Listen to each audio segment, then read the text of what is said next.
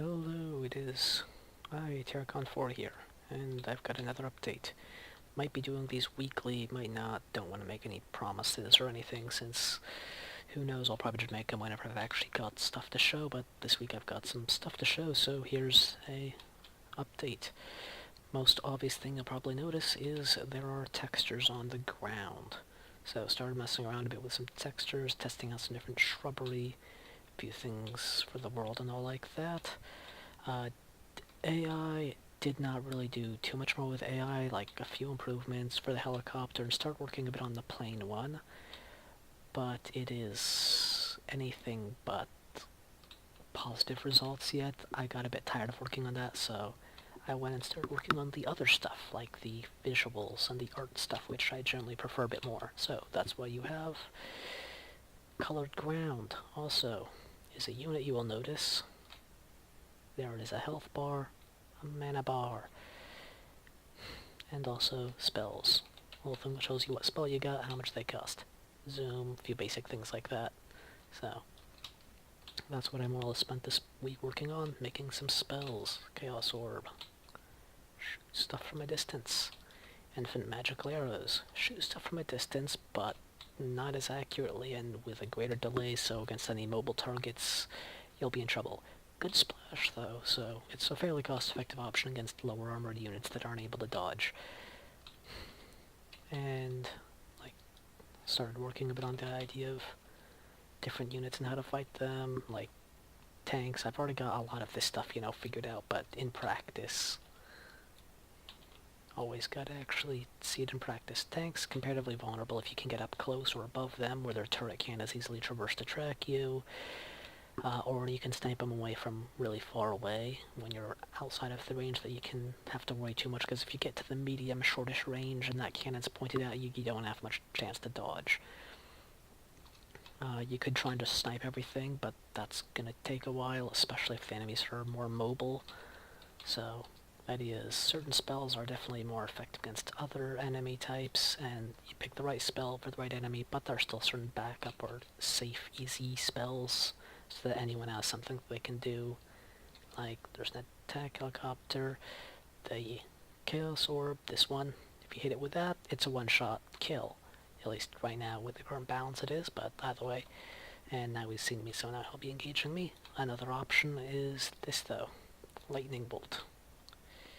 If you can vaguely point it in the right direction, then it will automatically lock and go after him, which makes it fairly effective for hitting mobile targets, or if you need to make an attack on an enemy while you're yourself moving too quickly to easily aim. And since, like tanks, they are resilient to area of effect, which means large blasts, like with the magical arrows, but this one, aren't very effective against tanks. You can just keep wailing on a tank and it's not going to care. Like, it will care, but you're going to have to go through a lot of arrows to actually kill one. It's like 4 arrows to kill the APC, but it's something like probably 60 arrows to actually kill the tank, despite the tank only having about, 4 times the health. So, tanks, you need to deal direct attack damage if you want to take them out efficiently. So yeah, the gameplay is going to be important that you can try and, in order to play it, if you want to go for a good score, since there's going to be time bonuses at the end, there's a score multiplier for how quickly you can kill one thing after another. So picking the right spells and going after the right targets is going to be important in the end for the gameplay. That's going to be the challenge, the fun part, so the players can keep doing stuff over and over again. Kind of like if you've played Ace Combat games and you keep doing the missions or stuff, I like that type of gameplay where you learn it, you try and perfect it, find all the little interesting hidden enemies, or learn where they spawn, where they'll come in from, test out different weapons and abilities or what have you. So, it'll obviously pretty far away from being able to really say how all this is going to be going out, but you can starting to test some of the stuff. Also, you might have noticed that you get back some of the magic energy spent, mana, whatever, when you destroy enemies. Going to be replacing that with this, so that when you destroy an enemy, the energy will either be a separate little field bubble that you'll either you'll have to go and pick up, or it will take a while in order to fly towards you. But the idea is that you get back some energy for each unit you kill, since your destruction witch, your magic is effectively based off of destroying stuff, which it's not hard to see why you're not a very popular type of witch with that, but it does make you good for fighting. But you're generally not going to get back as much as you're going to actually spend to destroy the enemy. So, like, especially with something like lightning takes a lot of energy, so very probably nothing is actually going to be efficient to go after with that. Like, small, fast, agile units like helicopters and attack drones like this thing. Right now I'm using the model for the Mark 7 UCAV.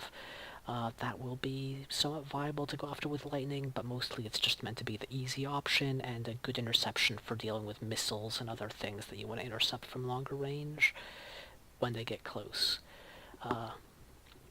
But the actual idea is that you're going to want to pick the right spell, since like this area of effect, low cost, that's good against lightly armored ground units.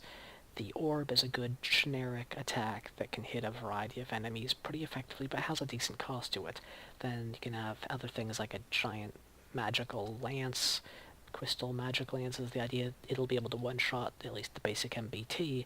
It'll be kind of like this in that it takes a little bit and then you can fire it, but it's going to be more like the sniper weapon, but with more power, probably moving a bit faster. I'm thinking I might make it so you can keep steering it a little bit by looking around to help it hit moving targets, but the idea is different spells are ideal for different targets, and you can play it safe, you can play it easy or do what you're familiar with, or you can try and pick the ideal, perfect, optimum thing for every enemy and try and move around with your positioning and just try and kill everything as fast as possible while keeping a combo going the entire time. So obviously, it's going to be different gameplay for smaller enemies compared to bosses and stuff, but so the idea is to try and keep it interesting for a nice variety of stuff. So that's more or less what I was doing this week, messing around with spells, art assets, and a little bit of stuff with the enemies, user interface, what have you. I just really like how this looks when you cast it.